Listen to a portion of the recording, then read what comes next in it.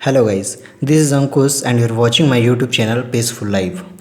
दोस्तों, हमने पिछली वीडियो में कल्पना शक्ति क्या है कल्पना और किस तरह से यह कल्पना शक्ति हमारे जीवन में एक बहुत बड़ा रोल प्ले करता है और किस तरह हम कल्पना शक्ति से अपने जीवन में आने वाली अनेक विपरीत परिस्थितियों का सामना कर सकते हैं और किस तरह संकल्प शक्ति से हम अपने जीवन की समस्याओं को हल कर सकते हैं।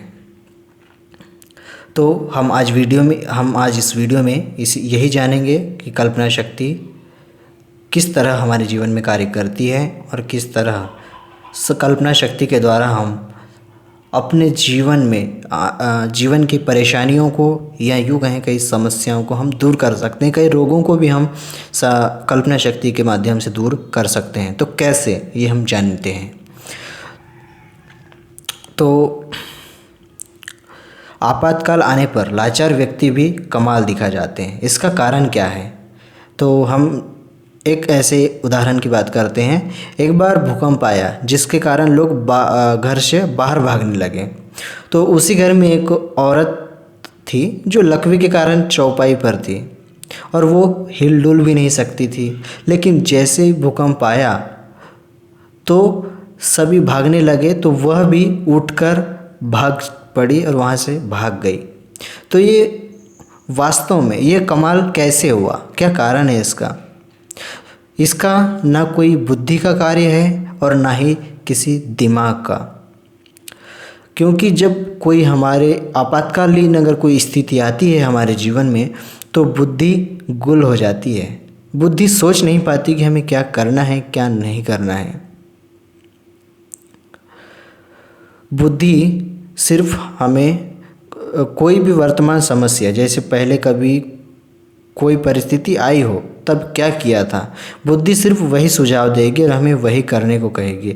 अगर उसके पास वर्तमान जैसी समस्या पहले कभी नहीं आई तो बुद्धि जवाब नहीं देती है। ऐसी स्थिति में आपकी कल्पना शक्ति आपको रास्ता सुझाती है कि हमें क्या करना है क्या नहीं करना है।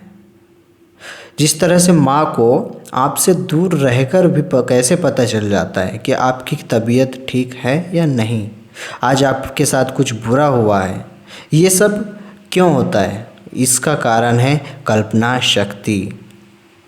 यदि किसी मकान या इमारत में प्रवेश करते हैं तो हमें ऐसा क्यों लगता है कि यहाँ किसी की हत्या हुई है, यहाँ कुछ ठीक नहीं है?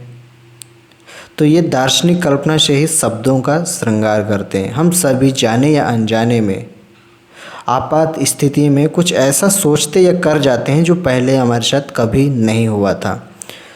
तो ये क्यों होता है? ये सिर्फ संकल्प शक्ति के कारण होता है।